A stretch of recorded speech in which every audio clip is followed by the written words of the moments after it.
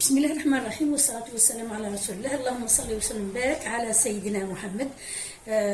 جيناكم اليوم فيديو سهل بزاف وسهل، والنتيجه تاعو مذهله خاصه مع هذا شهر رمضان اللي راه داخلنا، يدخلنا ان شاء الله بالصحه والستر.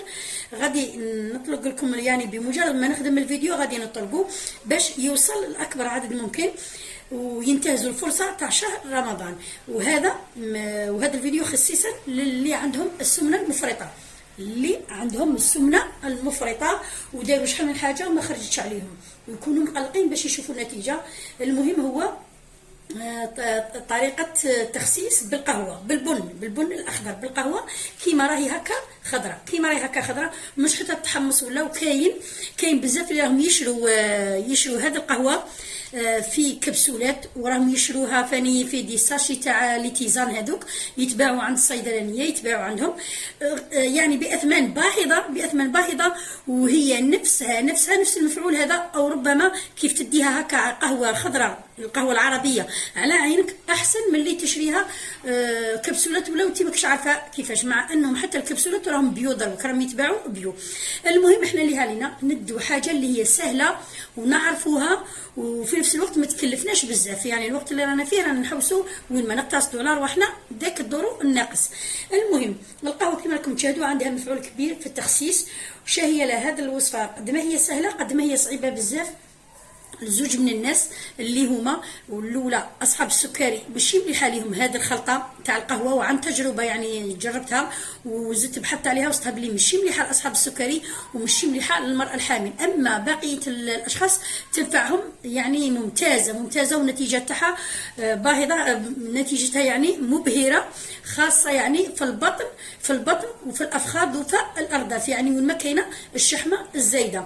على بركه الله غادي ندي هذه القهوه تاعي ونطحنها في المطحنه تاعي اليد تاع مداري اللي نطحن فيها، نبغيها بزاف تقليديه تاعي هذه، نطحن فيها القهوه. ومشي شرط نطحنها بودر، المهم نكسرها، نديها نكسرها شويه ونكملوا الفيديو باش ما نزعجكمش. بعد ما طحنا القهوه تاعنا، هي لا البن اللي ما يعرفوش نحنا نقولوا القهوه والاغلبيه يقولوا البن.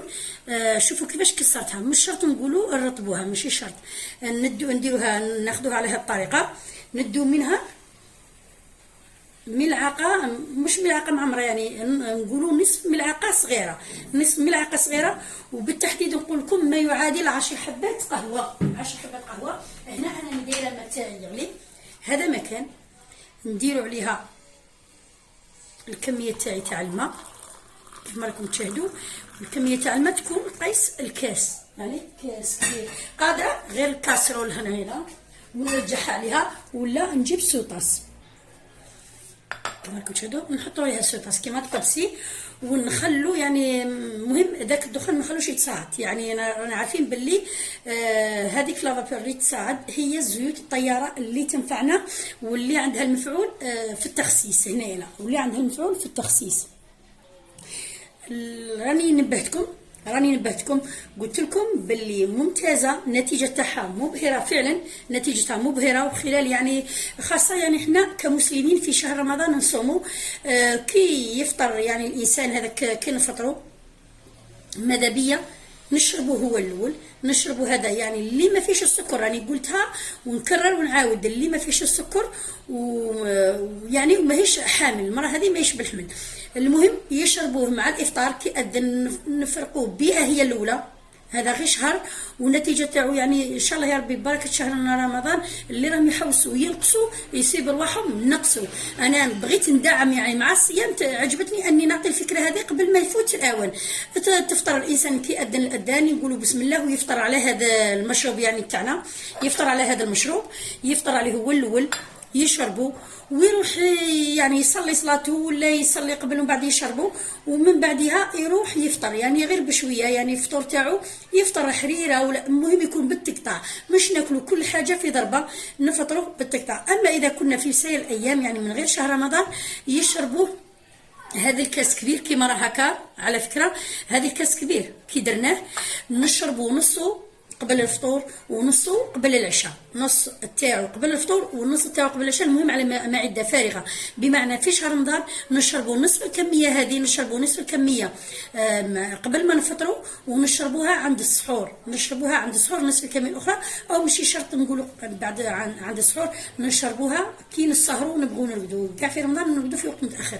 المهم هذا الوصفه انا جربتها وجاتني جد فعاله وجد ناجحه، ماذا بيا تجربوها، ماذا بيا ديروها وتداوموا عليها، يعني تداوموا عليها على الاقل 40 يوم. دوك الناس اللي هما اوبيز، اللي هما يعني عندهم السمنه المفرطه، يداوموا عليها على الاقل 40 يوم، يعني طيله شهر رمضان. وكي يجي العيد الصغير ننصحهم باش ما يتناولوش السكريات بزاف، ما يتناولوش الكاطوات بزاف. يعني في رمضان دائما حنا يكثروا عندنا سكريات، ينقصوا على روحهم قد ما يقدروا، ماشي يشربوا هذه ويقولوا ناكل وما ديري والو، بالعكس كي نشرب بدواء راني باغي نشوف نتيجه، نقص السكريات ونقص الدهون، ونزيد فاني مع موسم عيد الفطر يعني مع الكاطوات نقص هذو كامل باش نصيب نتيجه مبهره. انا عطيت لكم الوصفه باه نستغلوا فرصه شهر الصيام، نستغلوا فرصة شهر الصيام، ماشي فرصة الإفطار اللي هي فيها قلب اللوز وشامية وهذوك صوالح الحلوين كامل وزلابيات وصوالح بزاف حلوين. أنا ماذا بيا عطيتها لكم باه تبروفيتو في 30 يوم لشهر رمضان الصيام، ومع هذه القهوة تكون نتيجة مبهرة. نقول لكم ما تبخلوش عليا بالجام، والتعليقات تاعكم تهمني بزاف. انا غادي نقارن له يبرد شويه ونتناول هذا، باسكو انا راني في مشواري، ما يعني كنت سمينه بزاف وما زلت نشرب هذا الصوالح، ما نحبش السمنه خلاص، انا ما نحبهاش. وعلى ذيك اللي يصيبوني دائما نبحث في الصوالح اللي نقص بهم الشحوم الزائده اللي هي كلها امراض. نقول لكم استودعكم في رعايه الله، الى اللقاء مع فيديو جديد باذن الله، مع السلامه.